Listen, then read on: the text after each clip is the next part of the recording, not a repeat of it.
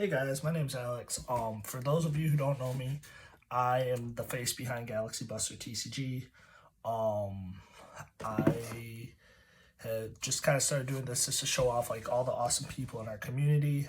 And I decided I wanted to do more than just like deck profiles, box openings, all that kind of stuff. So something I want to start doing on Wednesdays, I call it Wacky Wednesday. It is where I show off like cool rogue decks that you don't really see in tournament play, but see some success. So I actually had my friend Antoine playing for this week, but we're gonna have to re-edit his video, so that will probably be next week. I decided I would just do it myself. I'm not a huge fan of deck profiles, but I will do this one. It is a deck that's very near and dear to my heart. It's Salamangreat. I'm not going to show a side deck just because you should just tailor it towards your locals. This is the list I've been playing on Dueling Book. I don't really take this to locals anymore. I just don't think it's... I've just been trying to grind for events right now. So I've been playing on Dueling Book for fun. It's been seeing some success. Its hardest matchup's probably PK, just because of the Scythe Lock. Like, getting Scythe Locked in this deck's just so frustrating. But I think if you play it right and you play it right and you know your matchups and your interactions, you should be fine. Like I said, the decks that just extend forever are kind of hard. But I think this deck's decent because I think it has a decent, like, the pile, like Sword Soul or like Tenny or all that stuff. Prank Kids, I think it has like decent matchups against them. And I've always thought this deck had an insanely good trap matchup. But yeah, so before I get started, just one shout out, GalaxyBusterTCG. Check them out on their tcgplayer.com page. I will drop the link in the description below. So let's get in. So, let's start with the level 3s. It'll be 3 Foxy, 3 Spinny, and 1 Gazelle. Obviously, Gazelle didn't come back to anything more than 1 on the last ban list. Circle helped a lot, but it would have been nice to see multiple Gazelles. And I played this ratio because you just want to make Stalios. Stalios are a pretty pivotal point in your deck at this point. So, yeah. And Foxy outs Floodgates. That's really cool. So, like, against Eldritch, you can just out, like, Tikaboo or Skill Drain, stuff like that. And I do that a lot. And then the level 4s are these. I see some players that like to cut Jaguar to 1 now because we have multiple circle. I don't agree with that because I still think enough people play, like, DD Crow in their... like at least side DD Crow, to where I respect that.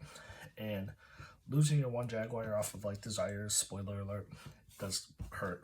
Hurts a grind game. So play 2 Jaguar, 1 Falco. Falco, like I said, is probably my favorite card in the deck though. So it just sets up for so many cool things. And then for the non-salad cards, but should be Salamangreat cards, are 3 Buffalo, 3 Parallel Exceed, and 1 Sea Archiver. These cards are insane. Buffalo says draw 2 cards. I don't like debug right now because you are playing in a format where Ogre exists, and if they Ogre your debug, you have to have an extender to keep going. Parallel Exceed helps you extend into Dweller plays, Appaloosa plays, or it just helps you kill. And this card is just a really cool thing to like ditch off Signet Mining or off of Buffalo, so that's cool. And then hand traps, you play your 3 Ash, 3 Nibiru, 2 Ogre. And then obviously you play like 3 Imperm. I think this is enough. I think Ogre's insane right now. It hits Fateful, hits Griffin, hits Helky Fibrex. If you hit Helky Fibrex, I think that's pretty good because then they can't really combo into a Borodon. So I don't know. I like that. I like that interaction. Nib's obviously insane. You open like Nib Ogre, you're just gonna break all of those. You're gonna break a lot of those boards. And then Ash, obviously, it's the most mediocre hand trap this format. I don't think it trades well with anything, if you want me to be completely honest. But you can, it's good in Salad because you can recycle it with Sunlight Wolf. So that's it for the monsters. Then spells are Circle, Sanctuary, 2 Will, and 1 Will and 2 Circle. Not much to explain here. This is a brick. This is your Soul Charge. Most of the time, if I need it, I just search it anyways. And like playing 2 Circle, this is insane. This helps you a lot more than you think because it helps you play through Nibiru too. Like if I have full combo and I don't have to activate this, I hold this in my hand. So like if they Nibiru me, I can just save the wolf. So Like having your multiple circles really cool. Helps the consistency a lot. And then 3 sign-up mining. I actually hate this card, but like this deck like needs consistency and it needs to open combo to like kind of compete this format, which kind of sucks to say, but if you don't have that, you aren't gonna do well this format. So 3 sign-up mining, 2 droplets and 1 desires. In my list online, I'm actually playing 3 droplet. I just only own 2, so, and I don't want a proxy. I think that's kind of ghetto. I play 3 desires. Sorry, I play desires. I play 41 cards on mine, but yeah, only 2 droplets. Droplets is insane. Obviously, hits the scythe lock. Yeah, and then desires is another card that says draw 2. You draw that in Buffalo, like I don't see how you can lose. So, the other traps are just 3 imperm. I don't actually think this card's good. I might cut it moving forward. I might want to play like Crow or Veiler or something. I don't know, something from hand. But for now, it's alright.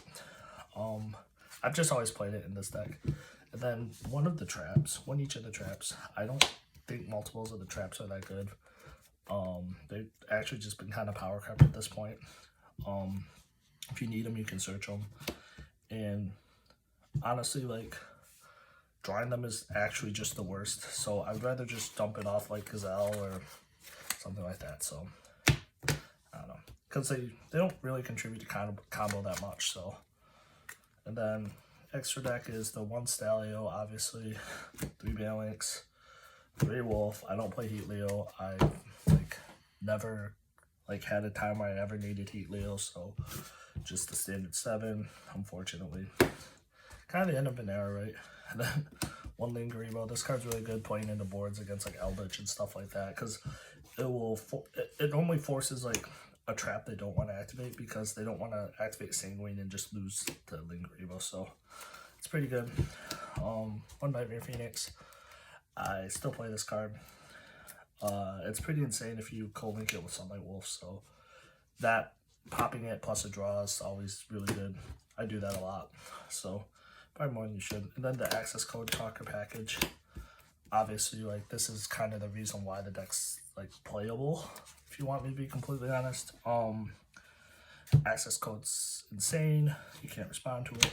I OTK a lot with transcode as well, and a lot of people don't understand that against like certain decks, like especially like decks like Striker, I just bring back Wolf and co-link this with Wolf, and they have very few outs to that. Like, they can't Widow Anchor you, they can't, that's how I always beat Striker back in the day. So, and then Appaloosa, a lot of your plays, like if you open like Parallax, you go in first, like if I know what I'm playing against, I'll normally make Appaloosa, but like ending on Appaloosa Wolf's always still like insane. So, and then the last card's Dweller.